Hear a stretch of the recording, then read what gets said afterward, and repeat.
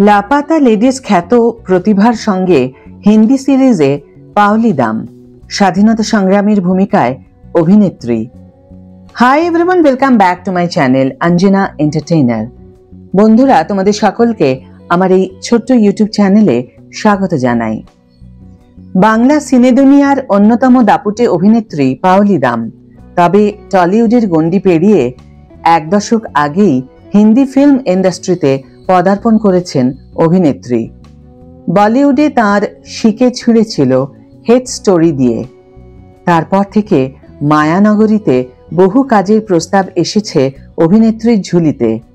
তার মধ্যে একটি বাংলা ছবি শুধু রজনীগন্ধা, যাতে পাওলির আর আমার দুজনেরই লিড ক্যারেক্টার ছিল।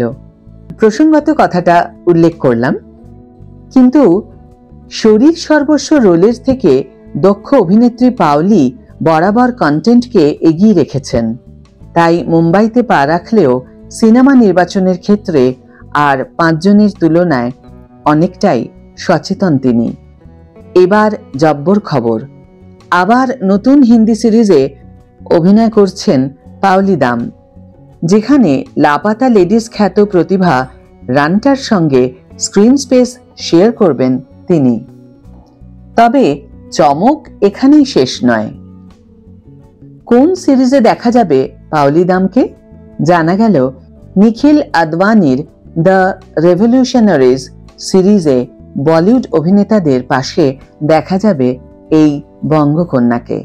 সদ্য প্রকাশ্যে এসেছে সেই হিন্দি সিরিজের ফার্স্ট লুক।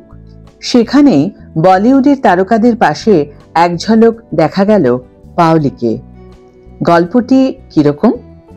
সঞ্জয় সান্যালের বই অবলম্বনেই তৈরি হচ্ছে দ্য রেভলিউশনারিজ সিরিজটি। মূলত পিরিয়ড ড্রামা। ব্রিটিশ শাসনের অবসান ঘটাতে ভারতের স্বাধীনতা যোদ্ধাদের গল্প বলবে এই সিরিজ। আর সেখানেই গুরুত্বপূর্ণ চরিত্রে রয়েছেন পাওলি দাম।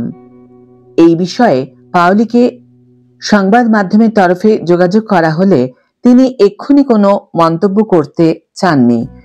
তবে সিরিজের ঝলক দেখে আন্দাজ করা যায় তার চরিত্রটিও হয়তো স্বাধীনতা সংগ্রামের সঙ্গে যুক্ত। দ্য রেভলিউশনারিজ সিরিজে রয়েছেন ভুবন বাম, রোহিত শরফ, প্রতিভা রান্টা, গুরফাতে পীরজাদা, জেসন শাহ প্রমুখ। ওটিটি প্ল্যাটফর্ম অ্যামাজন প্রাইমে 2026 সালে মুক্তি পাবে এই সিরিজ। বর্তমানে খুব বড় স্কেলে শুটিং হচ্ছে। মুম্বাই, অমৃতসর, বেনারস, দেরাদুন ইত্যাদি জায়গায় শুটিং চলছে। প্রায় সারা বিশ্বে 240টি দেশে সিরিজটি মুক্তি পাওয়ার কথা। উল্লেখ্য, পাওলি এর আগে the great Indian murder, Karmayuddha, Charlie চোপড়ার মতো হিন্দি সিরিজে অভিনয় করেছেন। অতঃপর ওয়েব প্ল্যাটফর্মেও তার হিন্দি কাজ নিয়ে দর্শকের মধ্যে একটা আগ্রহ রয়েছে। এবার দেখার নতুন বছরে ন্যাশনাল প্ল্যাটফর্মে তার কাজ দর্শকের কেমন লাগে। নিখিলের শেষ রিলিজ ছিল ফ্রিডম অ্যাট মিডনাইট। এবারও স্বাধীনতা সংগ্রামীদের বীর বিক্রমের কাহিনী ফুটিয়ে তুলবেন তিনি। আজকের ভিডিও এখানে শেষ করছি বন্ধুরা। ভিডিওটি যদি ভালো লেগে থাকে তাহলে অবশ্যই একটা ছোট্ট করে লাইক দিও, শেয়ার করো বন্ধুদের সাথে, কমেন্ট করে জানিও তোমাদের মতামত। যারা এখনো আমার চ্যানেলটিকে সাবস্ক্রাইব করোনি তারা অবশ্যই চ্যানেলটিকে সাবস্ক্রাইব করে আমার পাশে থেকো। আর যারা অলরেডি সাবস্ক্রাইব করে দিয়েছো তাদের জন্য আমার অনেক ভালোবাসা এবং অনেক ধন্যবাদ। আজ তাহলে বিদায় বন্ধু, দেখা হবে পরের ভিডিওতে।